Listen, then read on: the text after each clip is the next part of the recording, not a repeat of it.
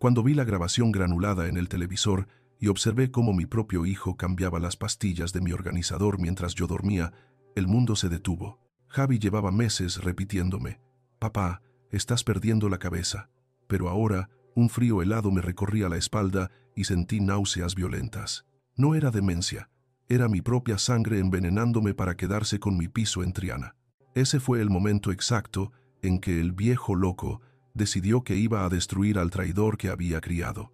Si alguna vez has dudado de tu propia cordura por culpa de un familiar, quédate, porque lo que descubrí podría salvarte la vida. Suscríbete y activa la campana para ver cómo cayó su máscara pieza por pieza. Esta es una historia real sobre dignidad y justicia que necesitas escuchar hasta el final. No dejes que nadie te robe tu verdad.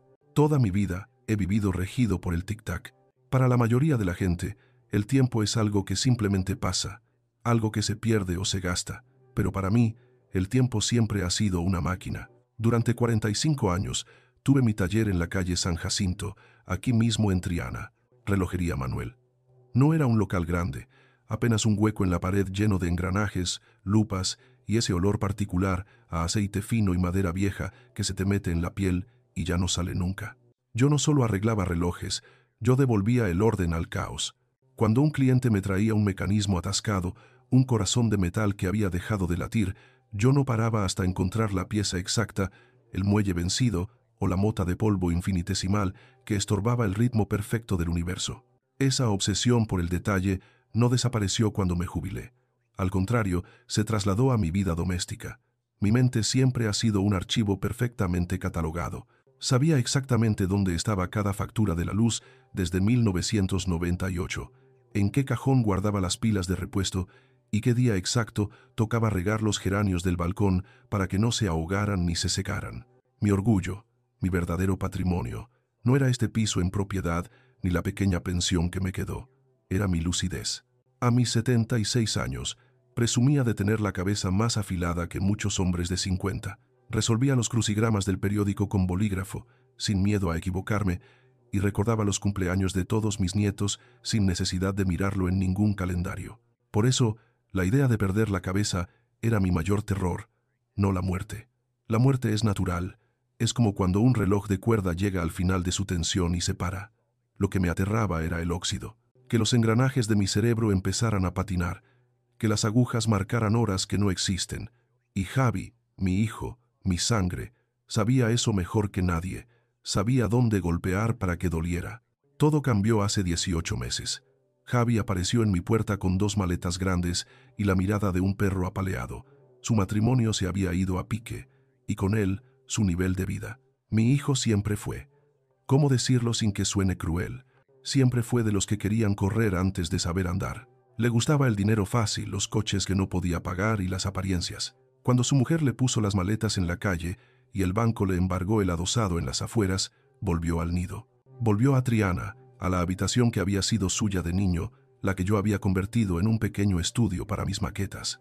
Solo será por un tiempo, papá, me dijo aquella primera noche, mientras cenábamos una tortilla francesa que le preparé, hasta que me ponga de pie otra vez. No quiero ser una carga. Yo, como cualquier padre andaluz de la vieja escuela, sentí esa mezcla de dolor por su fracaso y satisfacción por poder ser útil. Un padre es un padre hasta que se muere, me decía a mí mismo. Le abrí mi casa, mi despensa y mi rutina. Al principio, la convivencia fue buena. Javi parecía agradecido, humilde. Se levantaba temprano, decía que iba a echar currículums, me ayudaba a bajar la basura y se sentaba conmigo a ver el telediario. Me sentí menos solo. Desde que enviudé hace 5 años, el silencio en el piso a veces pesaba más que los muebles. Tener a mi hijo allí, oír sus pasos por el pasillo, me daba una falsa sensación de seguridad.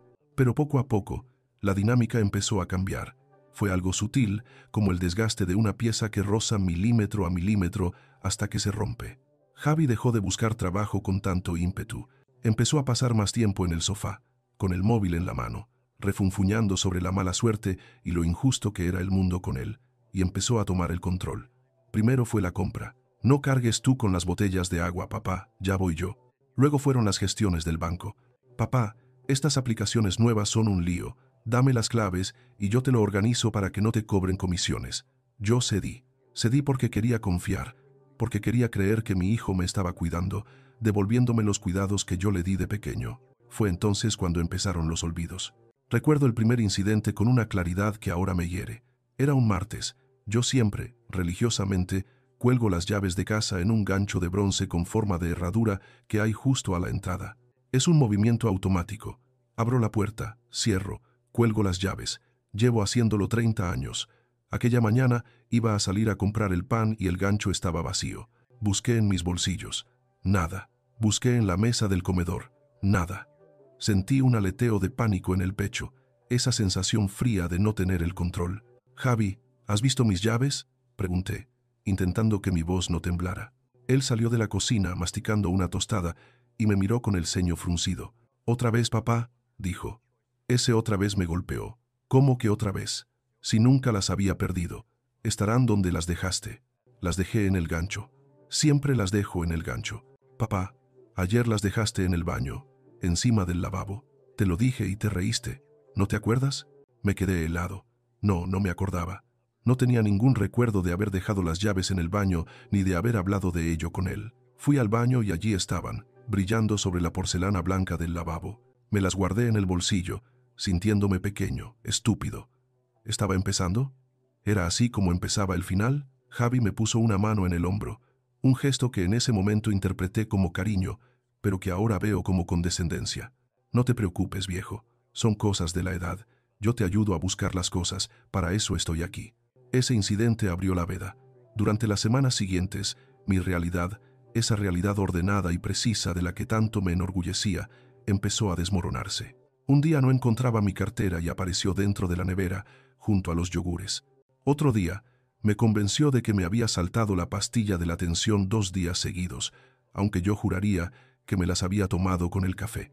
Empecé a dudar de todo, dejaba de confiar en mis sentidos. Si Javi decía que algo había pasado, tenía que ser verdad, porque la alternativa que mi mente se estaba convirtiendo en papilla era insoportable. El punto de inflexión, el momento en que el miedo se convirtió en terror puro, fue el incidente del gas. Yo estaba en el salón, leyendo, cuando Javi entró corriendo desde la cocina, gritando mi nombre con alarma. «Papá, papá, por Dios». Salté del sillón, con el corazón a 1000. «¿Qué pasa? ¿Es que no lo hueles?», me gritó, abriendo las ventanas de par en par con gestos exagerados. «¿Te has dejado el gas abierto? Podríamos haber volado por los aires». Olfateé el aire. Olía a butano, sí, un olor denso y mareante. Fui a la cocina y vi los mandos de la hornilla girados. Me quedé mirando los fogones apagados, silbando gas. Yo me había hecho un té hacía 1 hora. Recordaba haber apagado el fuego. Recordaba el clic del mando al llegar a la posición de cierre. Lo recordaba, o me lo estaba inventando. ¿Era un recuerdo real o una fabricación de mi cerebro enfermo? Me senté en la silla de la cocina, temblando. Javi cerró la llave de paso y se sentó frente a mí. Me cogió las manos. Tenía la cara llena de preocupación, los ojos brillantes de ansiedad. «Papá, esto no puede seguir así», me dijo en voz baja, con ese tono suave que se usa con los niños o con los moribundos. «Estás peor de lo que crees. Lo de las llaves es una tontería, pero esto es peligroso.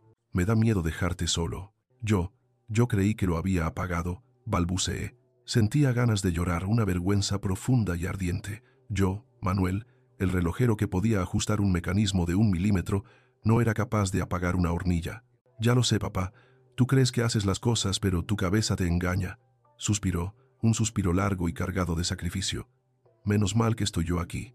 Quizás deberíamos ir mirando papeles, para que yo pueda gestionar las cosas legales, por si algún día pasa algo y no estoy cerca.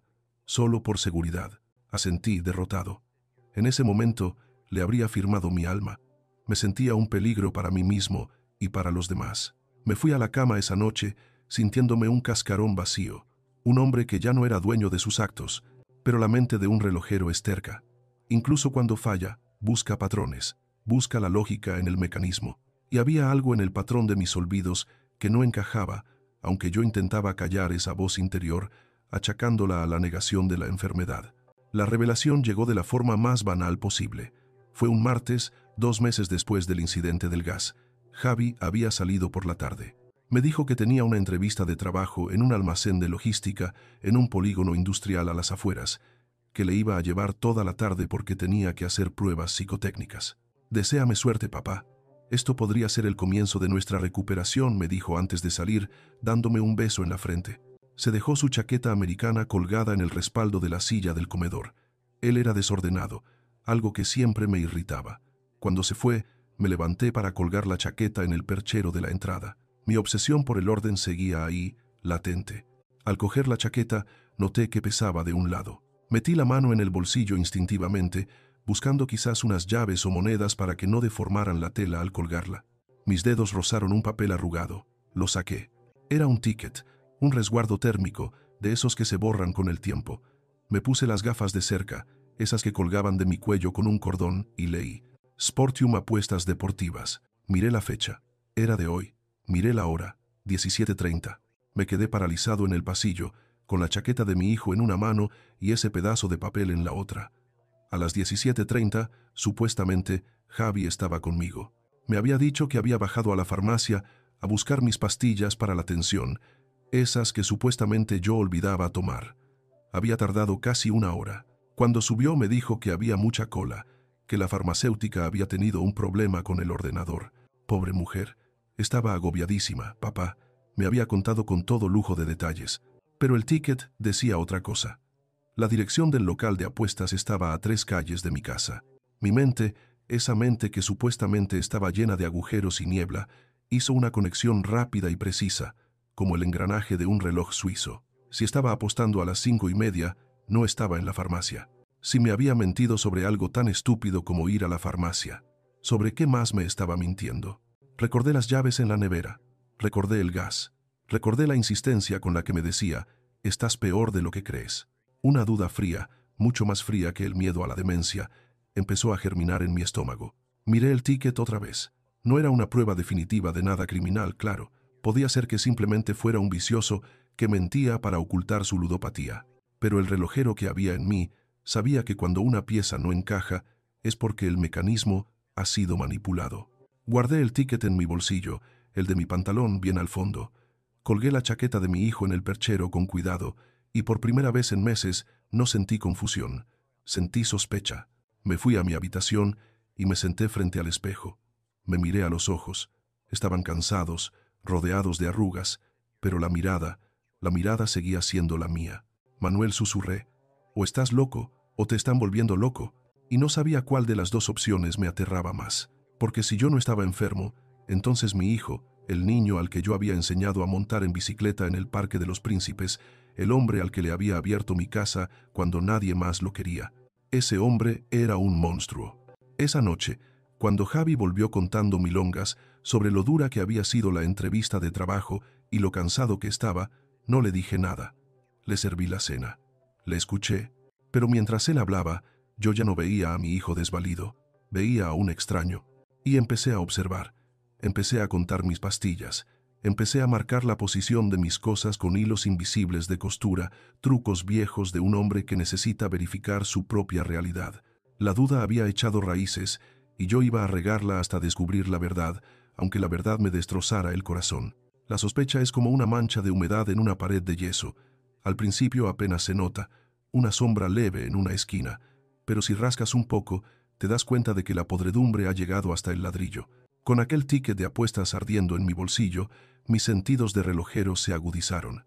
Dejé de ser el anciano que pasea por la calle Betis mirando el río, y me convertí en un auditor de mi propia vida, y no tardé mucho en encontrar el primer agujero negro.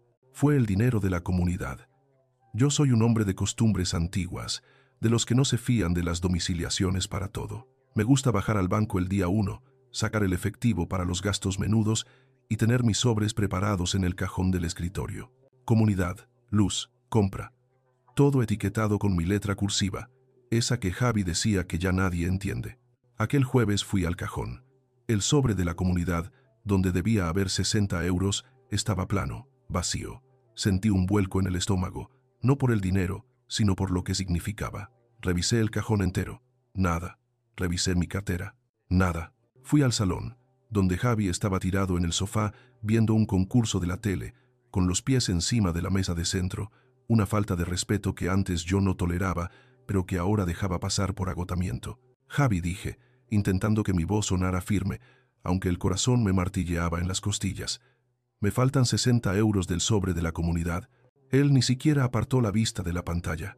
¿Qué dices, papá? Busca bien. Seguro que los has cambiado de sitio. No los he cambiado de sitio. Estaban en el sobre ayer por la tarde. Hoy no están. Y tú eres la única persona que ha estado en esta casa. Entonces sí me miró. Giró la cabeza despacio, con esa expresión de paciencia infinita que empezaba a odiar más que a sus gritos. Se levantó, apagó la tele y se acercó a mí como quien se acerca a un animal asustado. Papá, suspiró, pasándose la mano por el pelo. Ayer me los diste tú. Me quedé de piedra. ¿Qué? Ayer por la mañana. Me dijiste, toma, Javi, baja a pagarle al presidente que a mí me duelen las rodillas. ¿No te acuerdas? Eso es mentira, repliqué, sintiendo cómo la sangre me subía a la cara. Yo no he hablado contigo de la comunidad, y mis rodillas están perfectamente. Javi soltó una risita triste, negando con la cabeza. Me puso una mano en el hombro, y yo me aparté bruscamente, como si me quemara. Su rostro cambió, endureciéndose. Mira, papá, no te pongas agresivo. Fui yo quien bajó al segundo a pagarle a don Luis. Tengo el recibí en mi cuarto si quieres verlo. Mentía. Lo sabía por cómo le temblaba levemente el párpado izquierdo, un tic que tenía desde niño cuando le pillaba en una trastada. El problema no es el dinero, papá. El problema es que tu cabeza ya no distingue el ayer del hoy. Mi cabeza está bien, grité. Fue un error. En el momento en que alzas la voz, pierdes la razón a los ojos del mundo. Baja la voz, que te van a oír los vecinos, hiceó él, acercándose más, invadiendo mi espacio vital. ¿Quieres que todo el bloque sepa que el señor Manuel está perdiendo el norte? Me los diste tú. Y luego, por la tarde, me diste otros 20 para tabaco y me dijiste que era mi paga. Yo no te he dado nada. Mi voz se quebró. La duda, esa maldita duda que él plantaba con tanta maestría, empezó a trepar por mis piernas. ¿Y si era verdad? ¿Y si mi cerebro estaba creando lagunas tan grandes? No, no podía ser. Yo recordaba haber visto el sobre lleno, pero él lo decía con tanta seguridad. Javi me miró con una mezcla de lástima y desprecio que me heló el alma. Qué pena me das, papá, de verdad. Mírate, peleando por 4 duros que tú mismo regalaste y luego olvidaste. Estás peor de lo que pensaba. Vete a descansar. Anda, yo me encargo de todo, como siempre. Se dio la vuelta y se fue a su cuarto, cerrando la puerta con un golpe seco. Me dejó allí, de pie en medio del salón, temblando de rabia y de miedo, preguntándome si era posible volverse loco de un día para otro sin darse cuenta. Necesitaba hablar con alguien, alguien que no fuera él, alguien que me conociera de verdad. Esperé a que Javi saliera a hacer recados, probablemente a gastarse mi dinero en las máquinas, y llamé a Elena. Mi hija mayor vive en Madrid desde hace 15 años. Es abogada, una mujer lista, seria, con una vida muy ocupada y muy lejos de Triana. Siempre hemos tenido una relación cordial, aunque distante. Ella es la triunfadora. Javi siempre fue el bala perdida, pero la sangre tira, y en las familias andaluzas a veces protegemos más al que falla que al que acierta. Papá, su voz sonó tensa nada más descolgar. ¿Ha pasado algo? Javi me dijo que tuvisteis un incidente con el gas la semana pasada. El corazón se me cayó a los pies. Javi ya había sembrado el terreno, ya había llegado antes que yo. Elena, hija, necesito que me escuches. Empecé, tratando de sonar sereno, racional. Javi me está mintiendo, me falta dinero en casa. Y me dice cosas que no son verdad, me dice que yo hago cosas que no hago. Hubo un silencio al otro lado de la línea, un silencio denso, cargado de juicios no emitidos. Papá, Javi me ha contado lo del dinero, dijo ella, con un tono suave, demasiado suave. Me dijo que le acusaste de robarte, que te pusiste muy violento, porque me robó. El sobre estaba lleno. Papá, Javi me envió una foto del recibí firmado por el presidente de la comunidad. ¿Pagó él? Cerré los ojos. Maldita sea. Javi era listo. Había pagado, sí, con mi dinero, pero había girado la historia para que yo pareciera el confundido. Escucha, Elena, no es solo el dinero, es todo. Me cambia las cosas de sitio. Me dice que he tenido conversaciones que nunca existieron. Creo que me está haciendo luz de gas. ¿Luz de gas? Elena soltó un suspiro impaciente. Papá, por favor, Javi está allí cuidándote. Ha dejado su vida en pausa para estar contigo porque te estás haciendo mayor. Me llama casi llorando, preocupado porque te dejas los fuegos encendidos, porque pierdes las llaves. Me dice que a veces no le reconoces. Eso es mentira, grité de nuevo. La frustración era un nudo en mi garganta. Tengo la cabeza perfecta. Hago los crucigramas. Los crucigramas no son la vida real, papá. Su voz se endureció. Mira, estoy muy preocupada. Javi dice que la convivencia es insostenible, pero que no quiere dejarte solo porque tienes miedo. Me ha sugerido que vayamos a ver a un especialista, un neurólogo. Creo que tiene razón. Necesitamos un diagnóstico. Yo no necesito un médico. Necesito que me creáis. Papá, te quiero, pero estás paranoico. Es un síntoma común en estas fases. Por favor, hazle caso a Javi. Él solo quiere lo mejor para ti. Colgamos. Me quedé mirando el teléfono fijo, ese aparato de color crema que tenía desde hacía 20 años, sintiendo que el cable se había convertido en una soga.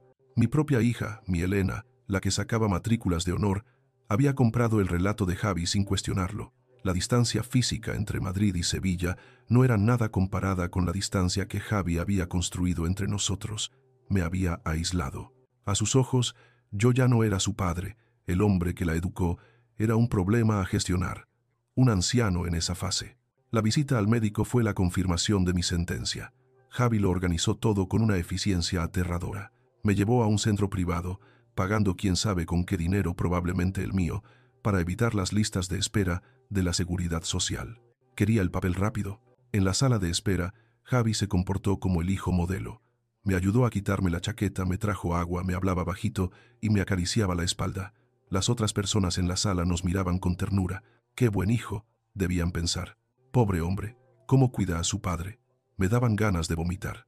Yo estaba sentado allí, rígido, con mi dignidad como única armadura, intentando no temblar, intentando repasar mentalmente la fecha, el rey actual, las capitales de provincia, cualquier cosa que el médico pudiera preguntarme para probar mi cordura. Cuando entramos en la consulta, el doctor, un hombre joven con gafas de montura al aire y prisa en la mirada, ni siquiera se dirigió a mí. Miró a Javi. Cuénteme, ¿cuál es el motivo de la consulta? Yo abrí la boca para hablar, para decir que yo estaba bien, que era mi hijo el que mentía, pero Javi se adelantó. Verá, doctor, mi padre. Bajó la voz, como si yo no estuviera delante, o como si fuera un mueble. Hemos notado un deterioro muy rápido en los últimos meses. Olvidos graves. Se deja el gas abierto, pierde dinero, y luego dice que se lo han robado. Tiene episodios de agresividad verbal. El otro día no sabía si era martes o jueves. Eso es mentira, dije, con voz clara. Sé perfectamente qué día es. Hoy es miércoles, 14 de noviembre. El médico me miró por primera vez. Una mirada rápida, clínica, desprovista de humanidad. Luego volvió a mirar a Javi y asintió levemente, como confirmando una teoría. La negación es típica. Por desgracia, dijo el doctor, escribiendo en su ordenador. Y dice que hay delirios de robo. Sí, constantes. Acusa a la familia, a los vecinos. Es muy duro, doctor. Yo lo quiero mucho, pero me está consumiendo. Me da miedo que se haga daño. Oiga. Me levanté de la silla, indignado. La silla hizo un ruido espantoso al arrastrarse por el suelo. Estoy aquí. No soy sordo ni estoy tonto. Mi hijo es un ludópata que me está robando y quiere incapacitarme para quedarse con mi piso. Esa es la única enfermedad que hay en esta familia. El silencio que siguió fue terrible. El médico dejó de escribir. Se quitó las gafas y me miró con una lástima profunda, infinita, esa lástima que se reserva para los niños rotos y los viejos perdidos. Tranquilícese, don Manuel, dijo con voz suave, demasiado lenta. Nadie quiere hacerle daño. Estamos aquí para ayudarle. Luego se giró hacia Javi y le dijo, en un susurro que yo escuché perfectamente, los delirios paranoides son muy indicativos. Vamos a programar un escáner y unos test cognitivos, pero el cuadro clínico apunta a una demencia vascular o quizás un Alzheimer en fase media con alteraciones de conducta. Le voy a recetar algo para que esté más tranquilo por las noches y para controlar esa agresividad. Salí de allí con una receta de antipsicóticos en la mano y la sensación de que me habían borrado del mapa. Mi palabra ya no valía nada. La bata blanca había validado la mentira de Javi. Ahora, cualquier cosa que yo dijera, cualquier defensa, cualquier acusación, sería interpretada como un síntoma de mi agresividad y mi paranoia. El camino de vuelta a casa fue silencioso. Javi conducía tarareando bajito, satisfecho. Yo miraba por la ventanilla las calles de Sevilla, mis calles, sintiéndome un fantasma. Pasamos por el puente de Triana y miré el río. Pensé en rendirme. Pensé que quizás sería más fácil dejarse llevar, tomar esas pastillas, dormir y dejar que Javi ganara.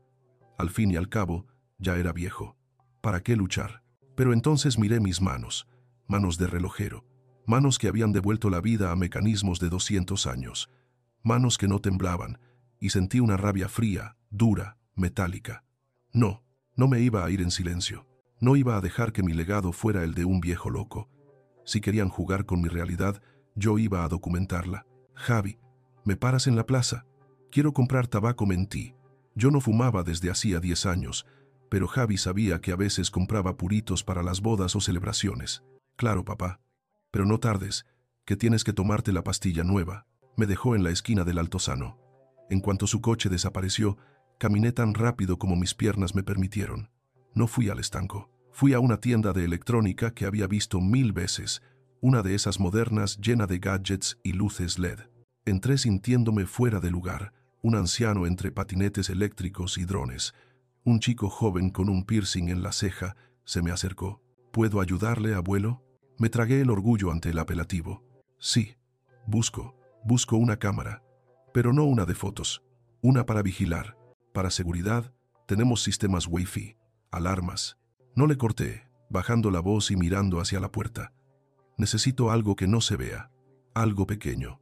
Para ver quién entra en mi cuarto. El chico me miró, y por un segundo temí que pensara que yo era otro viejo paranoico, igual que el médico. Pero en sus ojos no vi lástima, vi complicidad, quizás curiosidad morbosa. Tengo lo que busca, venga por aquí. Me llevó a una vitrina del fondo. Allí había bolígrafos, gafas, llaveros, y en el centro, un reloj despertador digital, negro, sencillo, idéntico, al que yo tenía en mi mesilla de noche desde hacía una década. Este graba en alta definición, tiene visión nocturna y sensor de movimiento, me explicó. La lente está detrás del cristal ahumado. Es indetectable. Se le mete una tarjeta de memoria aquí detrás, donde las pilas. Nadie sospecharía de un reloj. Un reloj. Tenía que ser un reloj. La ironía era tan perfecta que casi sonreí. El tiempo, mi viejo amigo, iba a ser mi testigo. Me lo llevo, dije, sacando el dinero de emergencia que llevaba cosido en el forro de mi abrigo, un truco de la mili que Javi desconocía. Y explícame cómo se ve lo que graba. Explícamelo despacio, que no soy tonto, pero soy viejo. Salí de la tienda con la caja camuflada en una bolsa de farmacia que llevaba en el bolsillo. El corazón me latía con fuerza, pero ya no era taquicardia de miedo, era adrenalina. Javi creía que me había anulado, que me había convertido en un niño asustado. No sabía que acababa de despertar al relojero. Iba a desmontar su mecanismo pieza a pieza. Iba a demostrar que mi hora aún no había llegado. Cuando llegué a casa, Javi me esperaba en la puerta, con un vaso de agua y una pastilla en la mano. Toma, papá. El médico ha dicho que esto te hará bien. Cogí la pastilla. Le miré a los ojos. Sonreí. Gracias, hijo. Eres muy bueno. Me metí la pastilla en la boca, la escondí debajo de la lengua como había visto hacer en las películas, y bebí el agua. Voy a echarme la siesta, dije. Estoy muy cansado. Descansa, papá. Te lo mereces. Entré en mi cuarto y cerré el pestillo. Escupí la pastilla en un pañuelo y la guardé. Luego, con manos firmes y precisas, saqué mi viejo despertador de la mesilla y coloqué el nuevo. Lo enchufé. Vi cómo los números rojos parpadeaban. 16. El juego había empezado. Y esta vez yo controlaba el tiempo. Instalar aquel reloj en mi mesilla de noche fue la operación más delicada de toda mi carrera. Y eso que he reparado cronógrafos suizos con piezas más finas que un cabello humano. Pero esto era diferente. No me temblaban las manos por la dificultad técnica, sino por el asco. Sentía que estaba profanando mi propio santuario, convirtiendo mi hogar, mi refugio en Triana, en una escena del crimen. Coloqué el dispositivo orientado perfectamente hacia el cabecero de la cama y el organizador de pastillas. Los números rojos marcaban las 16:15. Parecía inocente, parecía un simple objeto doméstico, pero para mí era el ojo de Dios que todo lo ve. Durante los 3 días siguientes me convertí en un actor de primera. Si Javi quería un padre senil, yo le iba a dar el espectáculo completo. Fue la experiencia más humillante de mi vida. Tuve que tragarme mi orgullo, ese orgullo andaluz, tieso y almidonado, que me había mantenido erguido tras la muerte de mi Carmen, y pisotearlo yo mismo.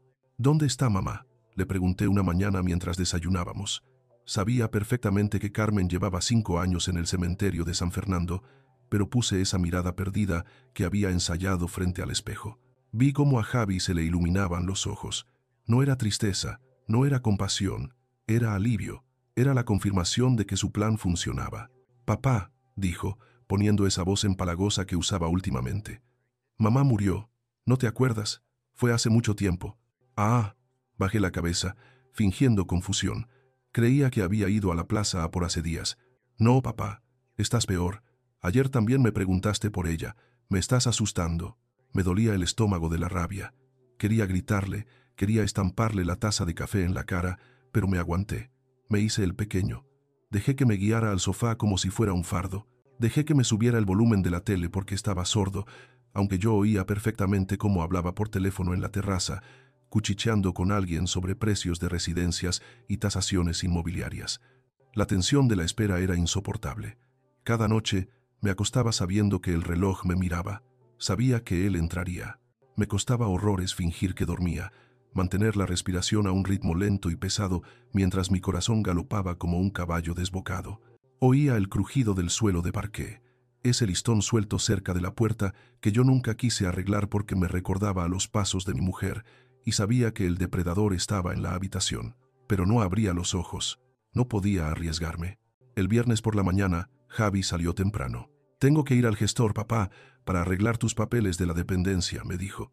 Mentira. Probablemente iba a la casa de apuestas o a verse con algún abogado de dudosa moral. En cuanto la puerta blindada se cerró con ese golpe seco que resonaba en todo el rellano, salté de la cama con una agilidad que habría sorprendido a mi médico. Saqué la tarjeta de memoria del reloj. Mis dedos, acostumbrados a manipular rubíes y muelles microscópicos, se movieron con precisión quirúrgica. Fui al salón. Saqué mi viejo portátil del fondo del armario, ese que Javi creía que yo no sabía usar porque era tecnología moderna, e introduje la tarjeta. El icono del archivo de video apareció en la pantalla. Respiré hondo. El silencio en el piso era absoluto, solo roto por el zumbido del ventilador del ordenador. Hice clic. Lo que vi en esa pantalla me heló la sangre más que cualquier pesadilla. La imagen era en blanco y negro, con ese tono verdoso de la visión nocturna. Se veía mi cuerpo bulto bajo las sábanas, inerte. Y entonces, la puerta se abría. Javi entraba. No entraba como un hijo que comprueba si su padre está bien arropado. Entraba como un ladrón. Caminaba de puntillas, mirando hacia mi cama. Se acercó a la mesilla. En el video, sus ojos brillaban de forma extraña por el reflejo de los infrarrojos, dándole un aspecto demoníaco. Lo vi coger mi pastillero semanal. Lo vi abrir el compartimento del martes. Con una pinza, una de mis propias pinzas de precisión que me había robado del taller, sacó la pastilla blanca, la de la tensión, y la sustituyó por otra. Luego sacó la amarilla, la que el médico me había mandado para dormir, y metió dos. Pero no terminó ahí. Y esto fue lo que me hizo llorar de pura impotencia frente a la pantalla.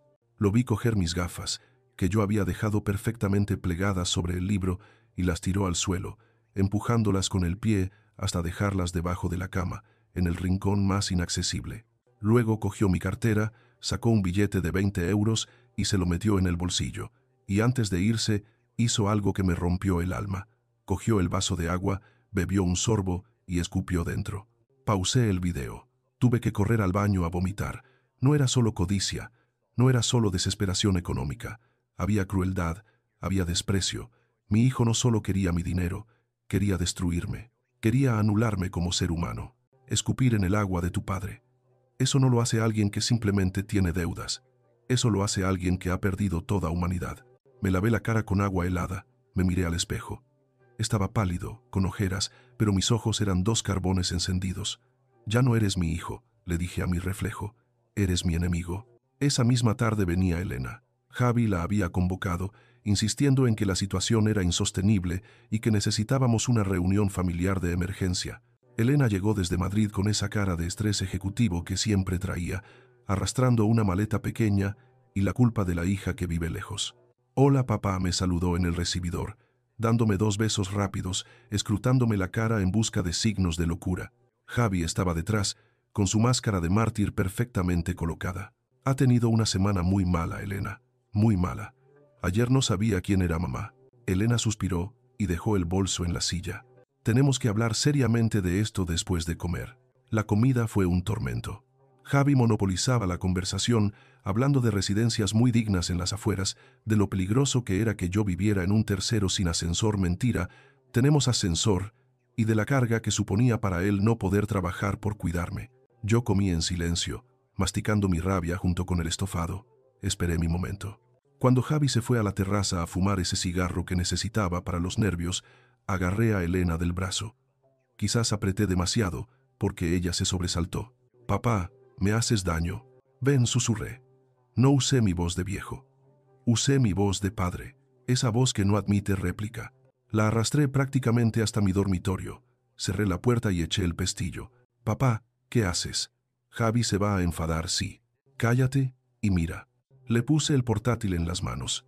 Ya tenía el video preparado, pausado justo en el momento en que Javi sacaba las pinzas. «Dale al play».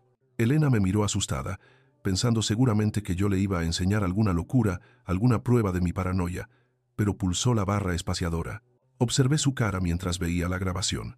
Al principio, confusión. Frunció el ceño intentando entender qué pasaba en esa imagen verdosa. Luego, incredulidad. Abrió los ojos como platos. Y finalmente, horror. Se llevó la mano a la boca para ahogar un grito cuando vio lo del cambio de pastillas. Cuando llegó la parte del escupitajo, apartó la mirada, asqueada. El video terminó. El silencio en la habitación era denso, pesado como el plomo. «Dime que es un montaje», susurró ella, con la voz temblorosa. Tenía lágrimas en los ojos.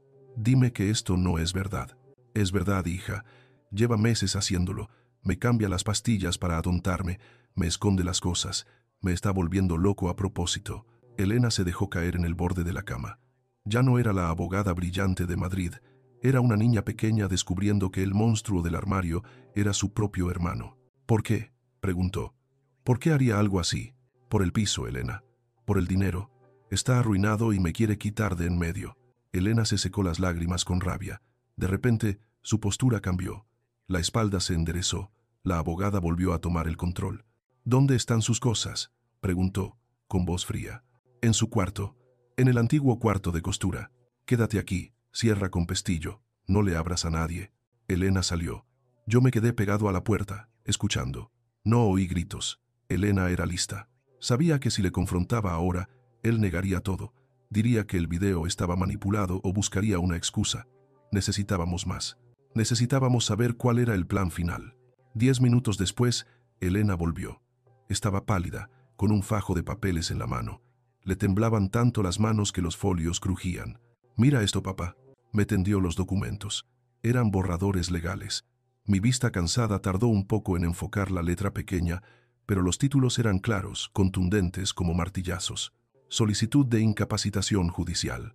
Informe médico pericial firmado por el médico que me vio, con fechas y síntomas exagerados. Inventario de bienes patrimoniales.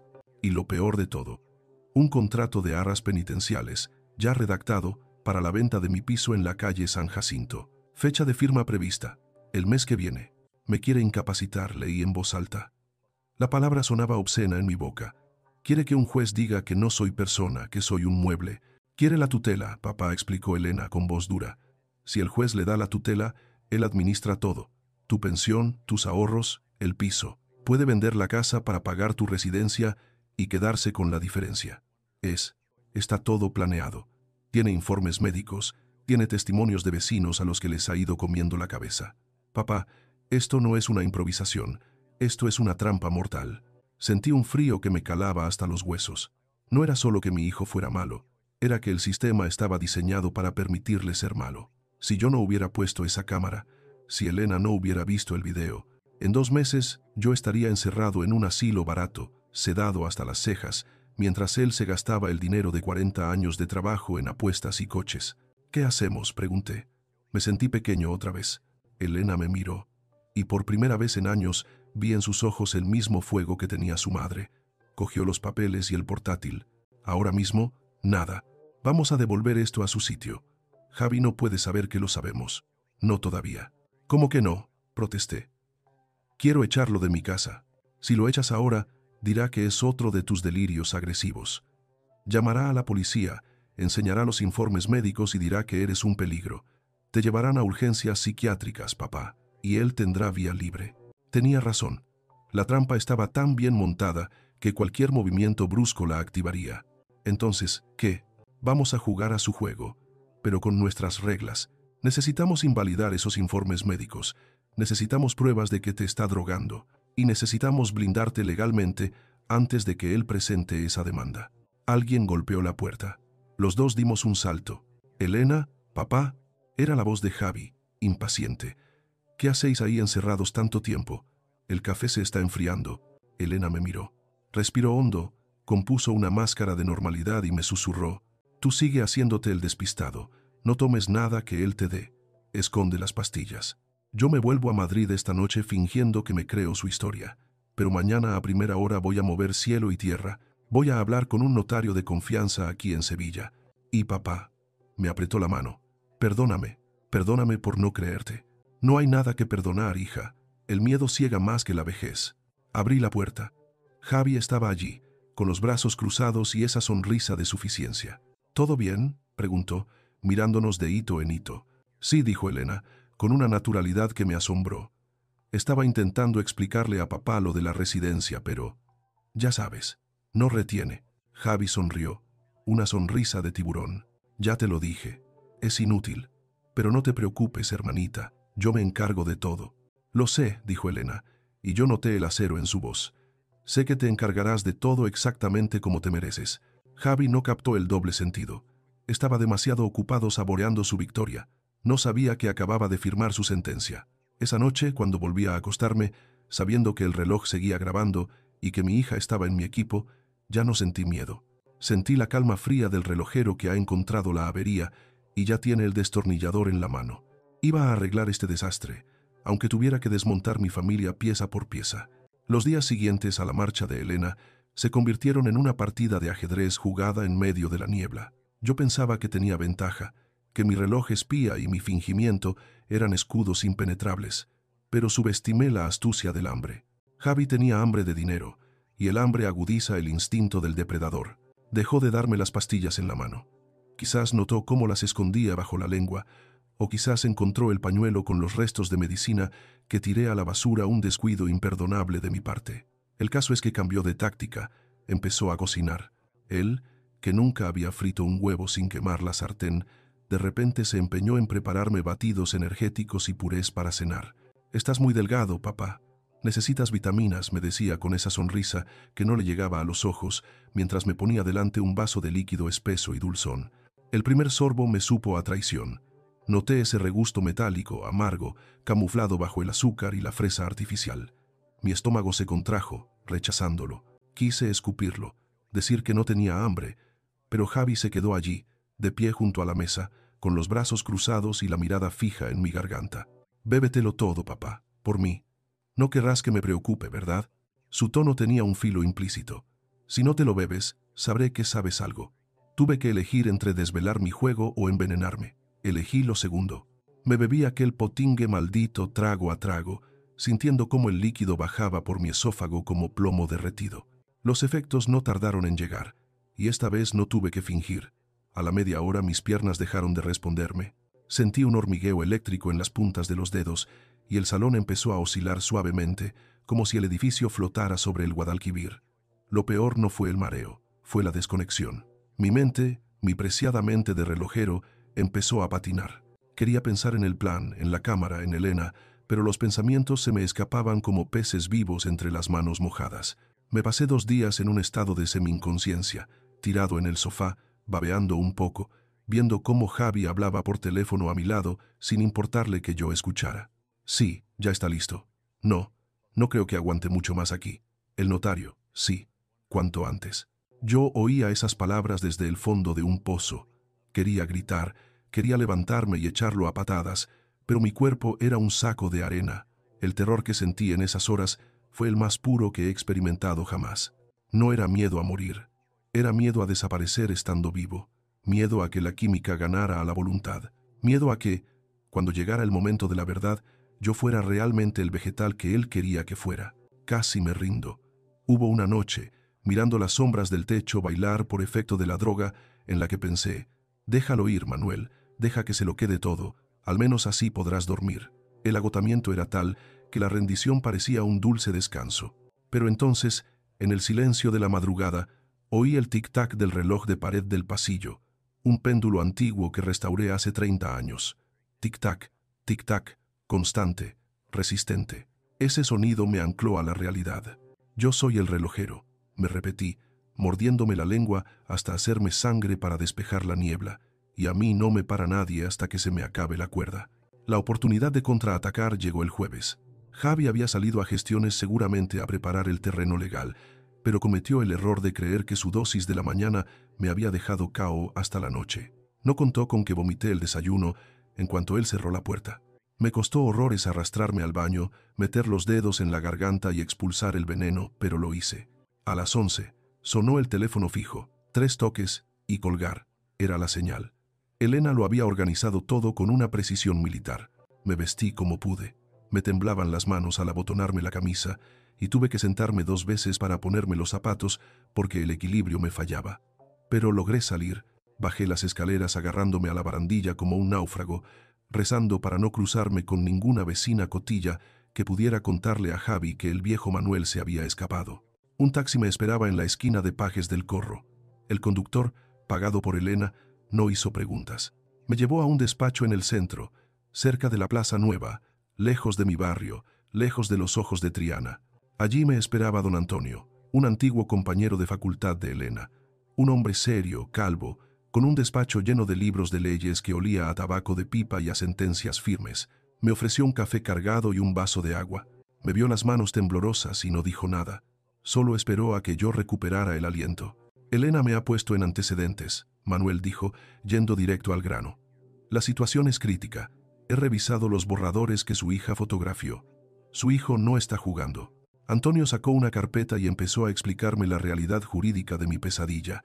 Lo que Javier está preparando es una incapacitación judicial, aunque ahora con la nueva ley se llame provisión de medidas de apoyo o curatela. Pero el efecto que él busca es el mismo: anular su voluntad.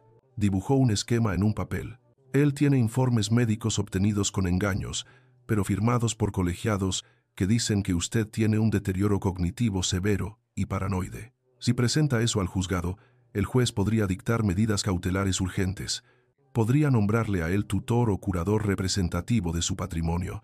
¿Qué significa eso?, pregunté, con la voz pastosa por los restos de medicación. Significa que usted no podrá firmar nada, no podrá sacar dinero del banco, no podrá vender su casa, pero él sí podrá hacerlo en su nombre, con autorización judicial, alegando que es para pagar sus cuidados. En la práctica, Manuel, usted dejaría de ser dueño de su vida. Se convertiría en un menor de edad a cargo de su hijo. Sentí un escalofrío. La ley, diseñada para proteger, se convertía en una jaula si quien tenía la llave era un carcelero. ¿Cómo lo paramos?, pregunté. Tenemos 2 vías, explicó Antonio. La defensiva y la ofensiva. La defensiva es otorgar hoy mismo, aquí y ahora, un documento de autotutela y un poder preventivo. Me explicó que eran herramientas notariales donde yo, estando lúcido, designaba a quien quería que me cuidara en caso de perder la cabeza, Elena, y, más importante aún, a quien excluía expresamente, Javi. Con esto, si él va al juez, usted ya ha dejado por escrito su voluntad. Si me vuelvo loco, que me cuide mi hija, no mi hijo. El juez tiene que respetar eso. Hagámoslo, dije. Pero hay un problema, me interrumpió. Para firmar eso hoy, el notario tiene que verle plenamente capaz, y usted, perdone que se lo diga, Manuel, pero parece que le han pasado una apisonadora por encima. Si el notario duda de su capacidad por culpa de la medicación que lleva en el cuerpo, no nos dejará firmar, y eso le daría la razón a los informes de su hijo. Me enderecé en la silla, saqué fuerzas de donde no las había. Estoy drogado, Antonio, no estoy loco. Mi hijo me está envenenando, tengo videos. Antonio asintió, grave. Eso nos lleva a la vía ofensiva, la penal. Si queremos anular esos informes médicos y asegurarnos de que Javier no toque un euro de su patrimonio jamás, tenemos que demostrar el maltrato, tenemos que denunciar, no solo por lo civil para desheredarlo, sino por lo penal, por lesiones, por estafa, por violencia doméstica. La palabra denunciar flotó en el aire como una losa de mármol. ¿Cárcel?, pregunté en un susurro. Es posible. Si los análisis toxicológicos confirman lo que sospechamos y los videos son claros, estamos hablando de años de prisión. Me quedé mirando por la ventana del despacho. Sevilla brillaba bajo el sol de noviembre, ajena a mi tragedia. Y entonces llegó la lucha interna, el verdadero infierno de cualquier padre. Denunciar a Javi no era solo firmar un papel, era destruir mi apellido, era admitir ante el mundo que había criado a un monstruo. En Andalucía, la familia es sagrada. Los trapos sucios se lavan en casa. Si yo llevaba a mi hijo ante un juez, si la policía venía a detenerlo a la calle San Jacinto, yo sería el protagonista de los cotilleos de todo el barrio hasta el día de mi muerte. Mira el Manuel, el relojero, metiendo a su hijo en la cárcel. Algo habrá hecho el padre para que el hijo salga así. ¡Qué vergüenza, por Dios, con lo buena gente que era la Carmen! El qué dirán, esa maldición invisible que nos cose la boca. Imaginé las miradas de los vecinos en el mercado, imaginé la soledad de ser ese hombre, y luego estaba la culpa, esa culpa pegajosa y atávica. ¿En qué fallé? ¿Le di demasiados caprichos? ¿Fui demasiado duro? ¿Es mi sangre la que está podrida? ¿No hay otra forma?, pregunté, con los ojos húmedos. ¿No podemos simplemente echarlo, cambiar la cerradura y ya está? Antonio se quitó las gafas y me miró con compasión, pero con firmeza. Manuel, si solo cambiamos la cerradura, él volverá. Dirá que usted está desvariando y que le ha dejado en la calle. Llamará a la policía y les enseñará los papeles médicos. Y la policía le creerá a él, porque él es el hijo preocupado y usted es el anciano diagnosticado. Él tiene la narrativa ganada. La única forma de romper su historia es con una verdad más fuerte, la verdad judicial. Me hundí en la silla. Me dolía la cabeza, me dolía el alma. Quería volver a mi cama, a mi niebla inducida, y no tener que tomar esta decisión. Era antinatural. Un padre no destruye a un hijo, aunque el hijo quiera destruir al padre. Antonio vio mi duda. Abrió un cajón y sacó una copia impresa de uno de los fotogramas del video que Elena le había enviado. Mire esto, Manuel. Miré la foto. Era el momento del escupitajo. Javi, mi Javi, el niño al que yo le compraba cromos de fútbol, escupiendo en el agua de un anciano indefenso. Su cara no mostraba remordimiento, mostraba asco, mostraba un desprecio absoluto. Esa imagen actuó como un disolvente sobre mi culpa. Recordé todas las veces que me había gritado en las últimas semanas. Recordé el frío en sus ojos cuando me decía que mamá había muerto, disfrutando de mi dolor repetido. Recordé el hambre que pasé en la posguerra para levantar mi taller, las horas dejándome la vista, arreglando relojes minúsculos para pagarle sus estudios, su boda, sus caprichos. Él no estaba escupiendo en un vaso, estaba escupiendo sobre mi vida entera, sobre el sacrificio de su madre, sobre mi dignidad. Si yo permitía esto por miedo al qué dirán, entonces yo era cómplice. Si yo dejaba que él ganara para salvar las apariencias, estaba insultando la memoria de todos los padres que se han partido el lomo por sus hijos. La vergüenza pública era un precio alto, sí, pero la indignidad privada, la de morir sabiendo que me dejé vencer por un cobarde, era un precio que no estaba dispuesto a pagar. Me levanté. Mis piernas temblaban, pero mi columna estaba recta. No voy a dejar que se quede con mi casa, dije. Mi voz sonó ronca pero firme.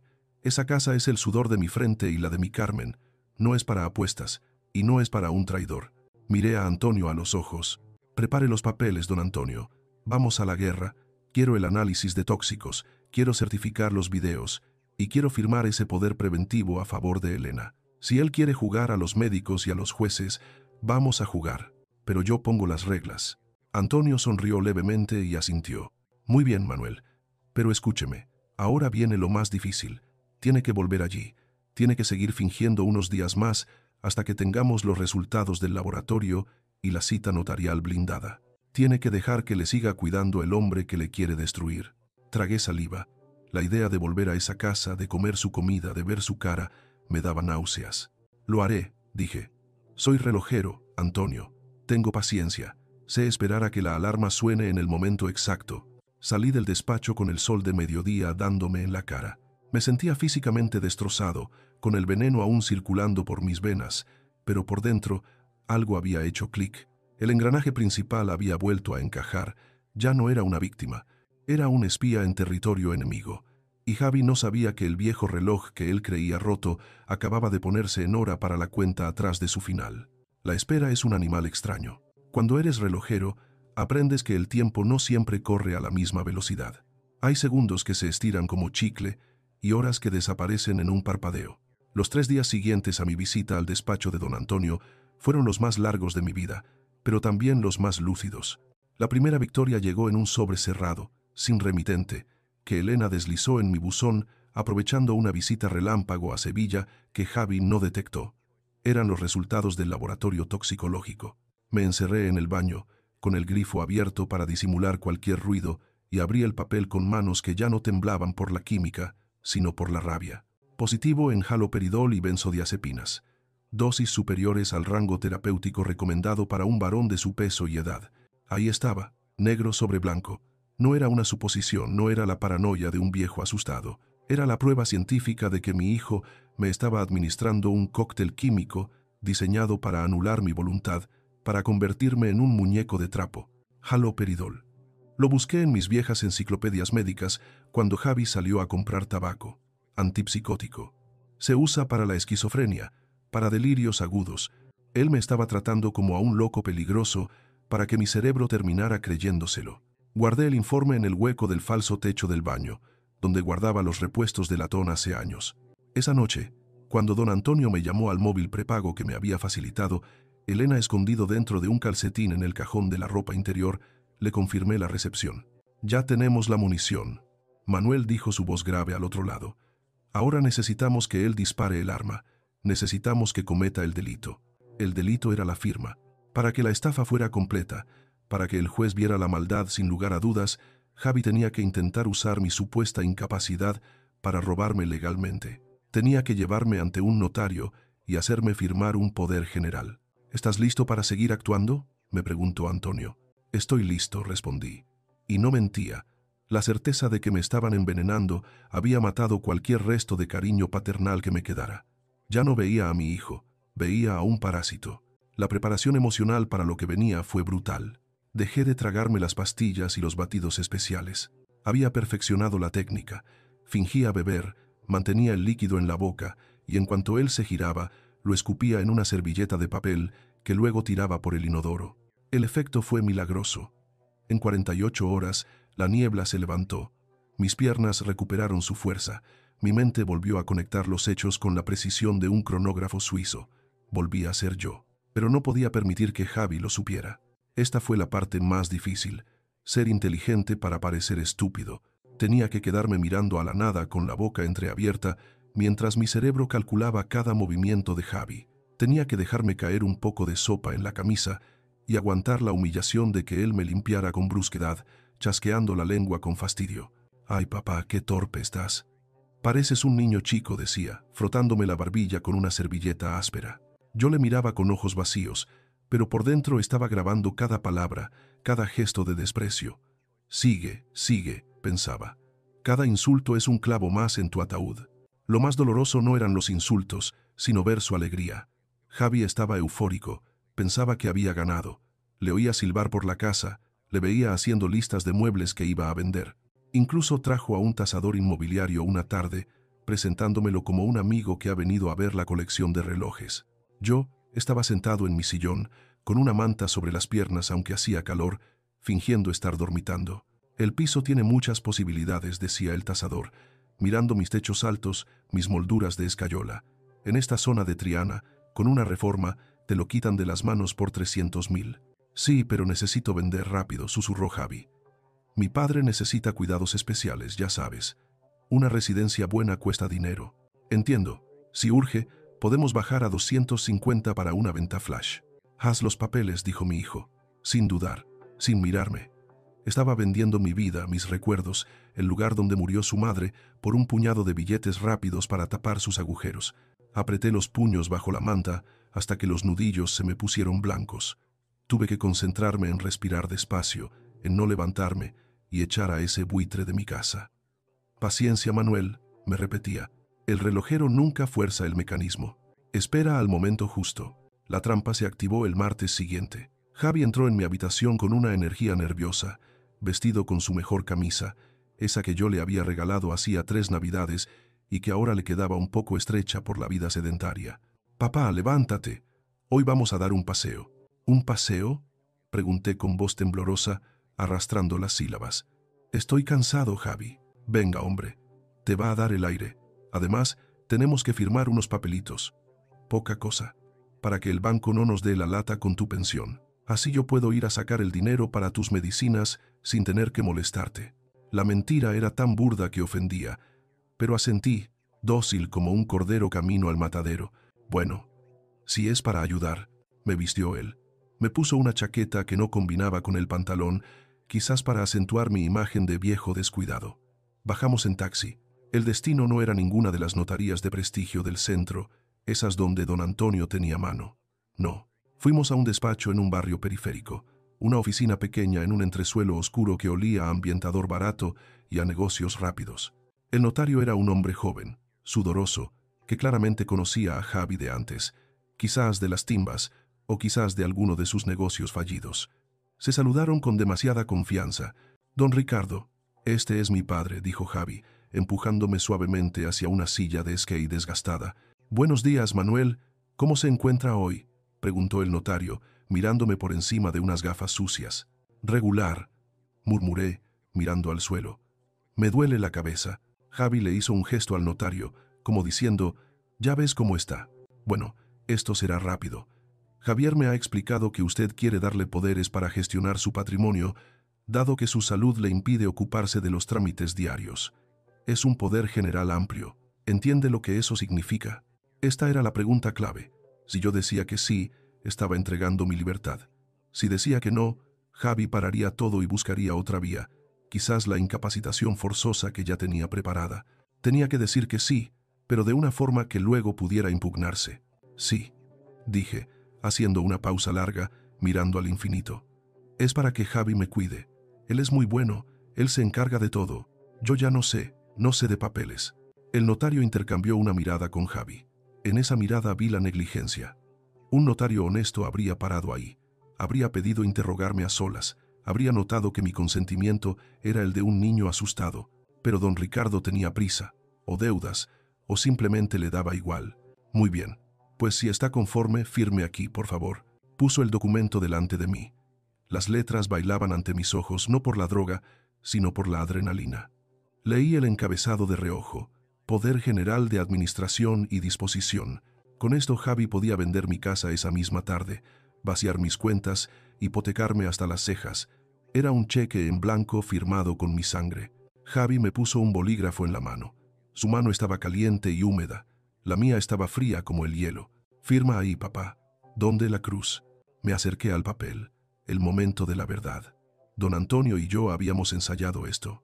Manuel me había dicho, «No firmes como siempre. Tu firma de toda la vida, esa rúbrica elegante con la M grande, es tu sello de identidad. Si firmas así, estás validando el acto con tu personalidad completa. Tienes que firmar con la rúbrica de la coacción». Habíamos acordado un garabato específico. Una firma rota, temblorosa, que incluía un pequeño rasgo al final, un punto dentro del bucle de la al que yo jamás hacía. Ese punto era mi señal de socorro. Era la prueba preacordada con mi abogado de que, en ese momento exacto, yo estaba actuando bajo instrucciones para destapar un fraude. Además, al ser una firma radicalmente distinta a la de mi DNI, cualquier perito calígrafo vería después que no fluía con naturalidad, que estaba forzada. Empecé a escribir. La pluma rascó el papel. Fingí un temblor exagerado, haciendo que la mero pareciera una montaña derrumbada. Javi resopló impaciente a mi lado. «Venga, papá, termina». Terminé el garabato. Hice el bucle final y marqué el punto de la victoria. Solté el bolígrafo como si me quemara. «Ya está», susurré. Javi cogió el papel casi antes de que se secara la tinta. Lo miró con avidez. No se fijó en la firma. Solo veía el sello notarial que vendría después. Sus ojos brillaban con la codicia del que acaba de encontrar un tesoro. «Perfecto», dijo el notario, cerrando su protocolo. «Mañana tendrás la copia autorizada, Javi». «Gracias, Ricardo. Te debo una». Salimos a la calle.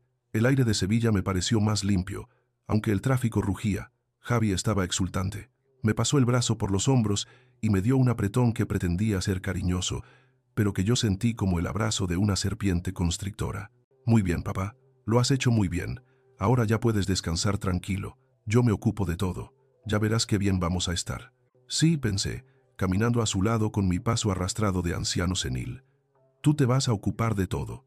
Te vas a ocupar de explicarle al juez por qué intentaste robar a un hombre que estaba fingiendo». «Tengo hambre», Javi, dije, probando mi suerte. «¿Me compras un helado?». Él se rió. Una risa suelta, relajada. La risa del ganador. Claro que sí, viejo. Te compro lo que quieras.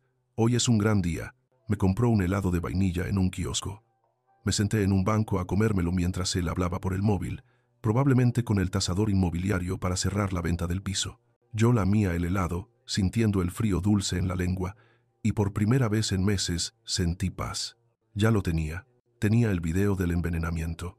Tenía el informe toxicológico. Y ahora tenía el delito consumado. El uso fraudulento de un notario para expoliar mi patrimonio, validado con una firma trampa que él, en su arrogancia, no había verificado. Miré a mi hijo, que gesticulaba eufórico al teléfono a unos metros de distancia. Se le veía tan vivo, tan lleno de planes futuros financiados con mi muerte en vida. Me dio pena. Una pena profunda y antigua, no por mí, sino por él, porque no sabía que el hombre sentado en el banco, ese viejo con manchitas de helado en la comisura de los labios, ya no era su víctima, era su verdugo. «Vamos a casa», papá dijo, colgando el teléfono. «Tengo que hacer unas maletas, vamos a ir preparando cosas». «Sí, hijo», respondí, levantándome con falsa torpeza. «Vamos a casa». Volvimos a Triana. Él pensaba que íbamos a empaquetar mi vida. Yo sabía que íbamos a desempaquetar su mentira. Solo faltaba el último acto, la reunión final. Elena llegaría mañana con don Antonio, y con la Guardia Civil si hacía falta. Pero esa noche iba a ser la última noche que Javi durmiera tranquilo. Y yo iba a velar su sueño, escuchando el tic-tac de mi reloj espía, esperando a que diera la hora de la justicia.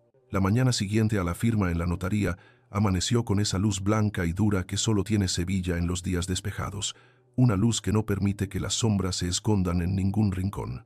Javi se levantó cantando.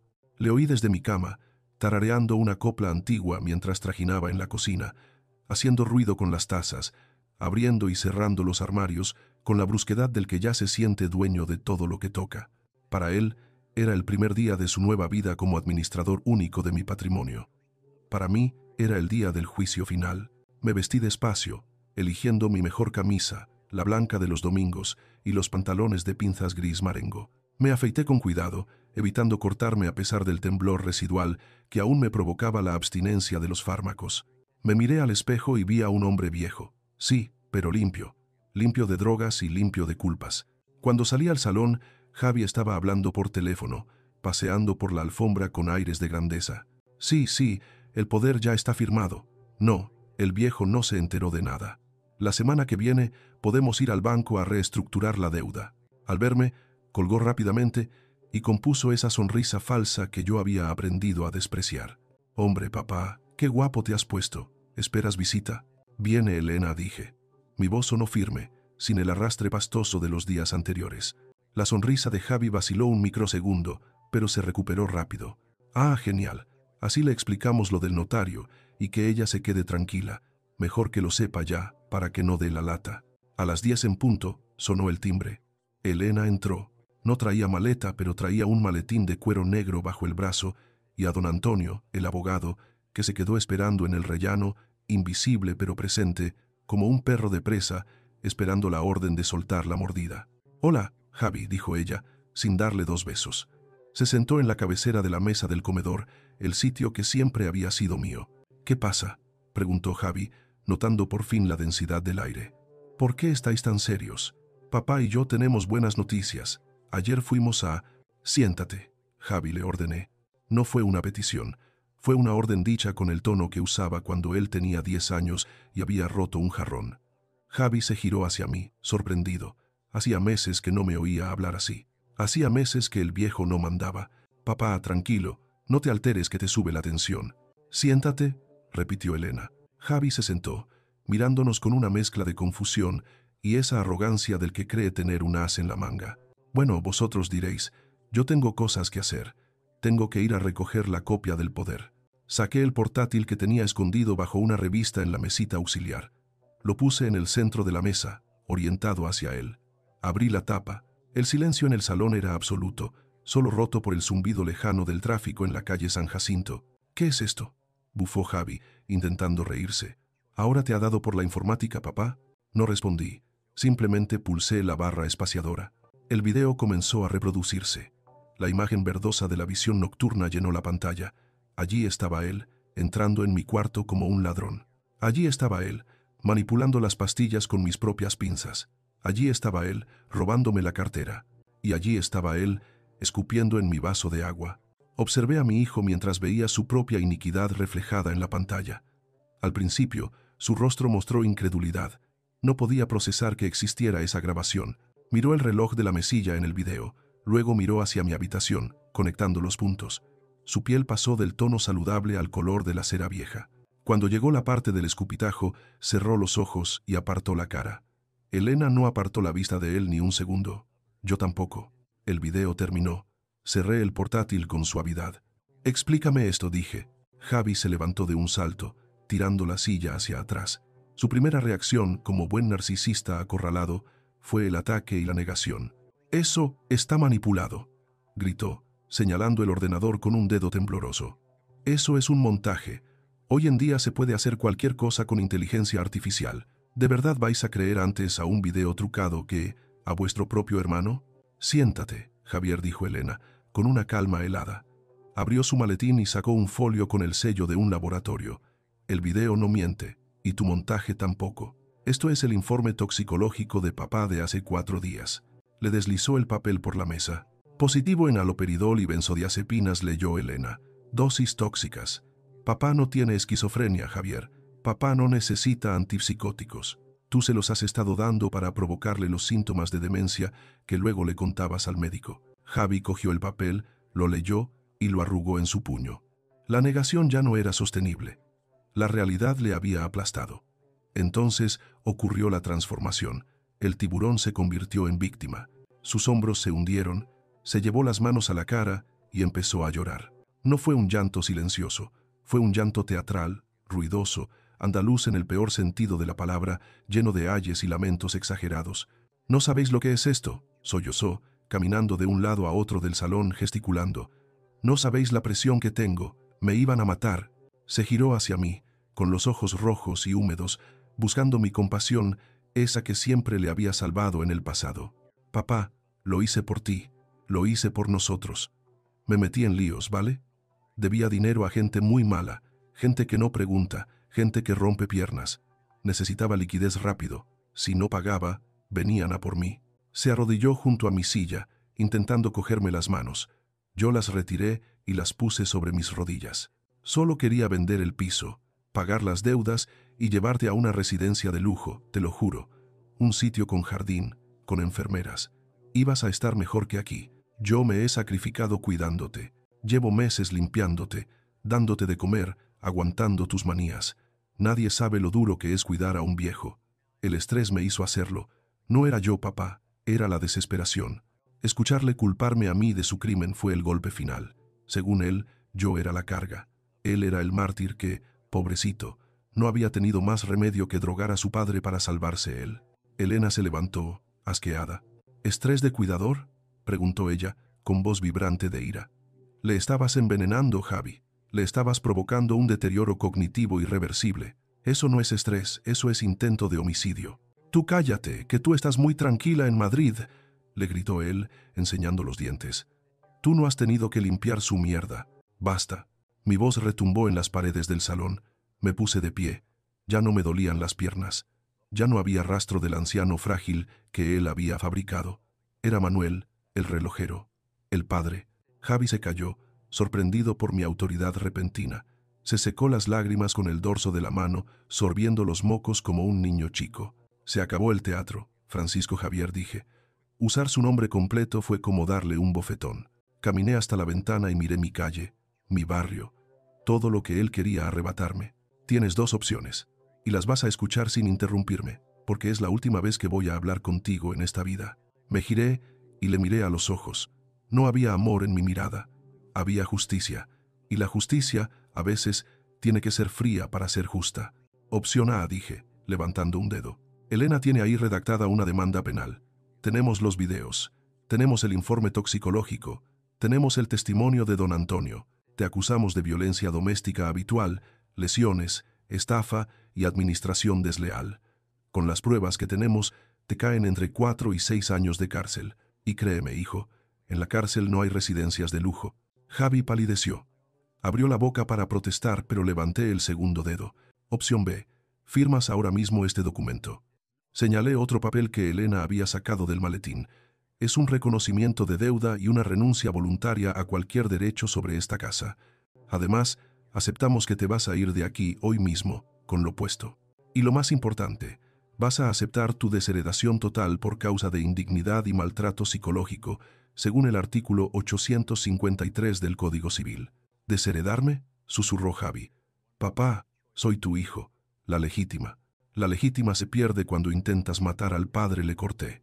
El maltrato psicológico y el intento de incapacitación fraudulenta son causas tasadas. No vas a ver un euro mío, jamás, ni vivo ni muerto. Pero tengo el poder, balbuceó, aferrándose a su última esperanza. Ayer firmaste. Tengo el poder notarial, soy tu tutor legal. Si me echas, voy al juez y le digo que estás loco. Sonreí. Fue una sonrisa triste, sin alegría. Ah, sí, el poder. Me acerqué a él, invadiendo su espacio. Te fijaste en la firma, Javi. Tú que eres tan listo, tan espabilado, miraste bien cómo firmé. Javi frunció el ceño, confundido. Firmaste normal. Estabas temblando. No, firmé con una rúbrica falsa. Una señal de socorro preacordada con mi abogado. Esa firma, Javi, invalida el documento, demuestra que estaba coaccionado. Si intentas usar ese papel, no solo no te servirá de nada, sino que será la prueba definitiva de tu estafa en el juicio penal. Vi el momento exacto en que se le rompió el alma. No por remordimiento, sino por derrota. Se dio cuenta de que el viejo chocho le había ganado la partida desde el principio. Se dio cuenta de que había subestimado al hombre que le enseñó a caminar. Se dejó caer en el sofá, derrotado. Miró al suelo. Tengo deudas, papá. Si salgo por esa puerta sin dinero, me van a partir la cara. Ese ya no es mi problema, dije. Y al decirlo, sentí cómo se rompía el último hilo invisible que me ataba a él. El cordón umbilical se había secado. Tienes 1 hora para recoger tus cosas, solo tu ropa. Nada de valor. Elena te vigilará. ¿Y si no quiero? Entonces entra don Antonio, que está en la puerta, y llama a la Guardia Civil. Tú eliges. Calle o cárcel. Javi miró a Elena. Ella tenía el móvil en la mano, con el 062 marcado en la pantalla, el dedo flotando sobre el botón de llamar. No era un farol. Está bien, masculló Javi. Se levantó con pesadez, como un anciano, irónicamente más envejecido que yo en ese momento. Me voy. Pero que sepas que te vas a morir solo. Te vas a pudrir en este piso y nadie se enterará hasta que huelas. Prefiero morir solo que vivir con mi asesino, repliqué. La hora siguiente fue un trámite doloroso y silencioso.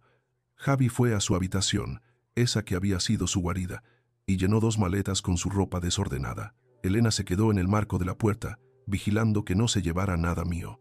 Ni un reloj, ni una joya de su madre, ni un euro suelto. Yo me quedé en el salón, sentado en mi sillón, escuchando los ruidos de su partida, el arrastrar de las maletas, los cajones cerrándose. Eran los sonidos de una amputación. Me dolía, claro que me dolía. Me dolía como si me estuvieran cortando una pierna sin anestesia, pero sabía que era necesario para que el resto del cuerpo sobreviviera.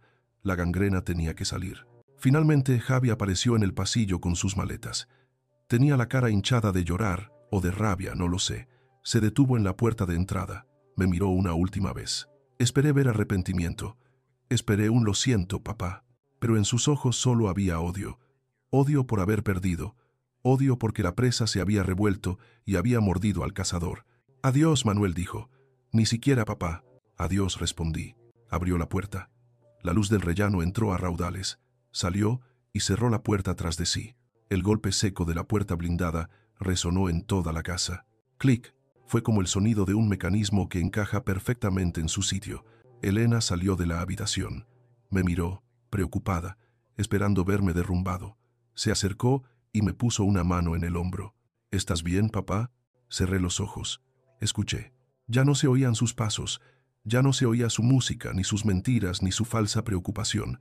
Solo se oía el tic-tac de mis relojes, el tic-tac de mi vida, que seguía adelante, que era mía otra vez. Respiré hondo. El aire olía a limpio. Sí, hija, dije, abriendo los ojos y mirando mi casa, vacía de él pero llena de mí. Estoy bien. No era soledad lo que sentía, era algo mucho más valioso, algo que había estado a punto de perder para siempre y que ahora saboreaba como el mejor de los vinos. Era paz. Han pasado 6 meses desde que cambié el bombín de la puerta. Puse una cerradura de alta seguridad, de esas que no se abren ni con taladro ni con pena. Ahora vivo solo, pero por primera vez en mucho tiempo no me siento desamparado. Una chica viene 3 mañanas a limpiar y cocinar, contratada directamente por Elena y supervisada con lupa. Ya no hay olvidos. Mis llaves están siempre en el gancho de bronce y el gas permanece apagado cuando no cocino. Don Antonio blindó mi futuro con un poder preventivo ante notario. Si mi cabeza falla de verdad algún día, porque la naturaleza tiene sus leyes, será Elena quien tome el mando, no un juez, y mucho menos Javi. De él no he vuelto a saber nada. Sé que vive en otra ciudad, huyendo de sus deudas. Aunque una parte de mi corazón de padre llora al hijo que creí tener, el relojero que llevo dentro agradece que el mecanismo de mi vida vuelva a funcionar con precisión, sin la arenilla de la mentira atascando los engranajes. He aprendido la lección más dura que existe. La sangre no garantiza la lealtad. A veces, el amor de padre nos ciega y nos negamos a ver que quien debería ser nuestro bastón se ha convertido en nuestra cruz. Creí que dudar de mi hijo era un pecado, y esa fe ciega casi me cuesta la vida y el patrimonio. La vejez nos vuelve vulnerables físicamente. Sí, pero no tiene por qué convertirnos en víctimas. No somos muebles viejos que se pueden apartar o vender.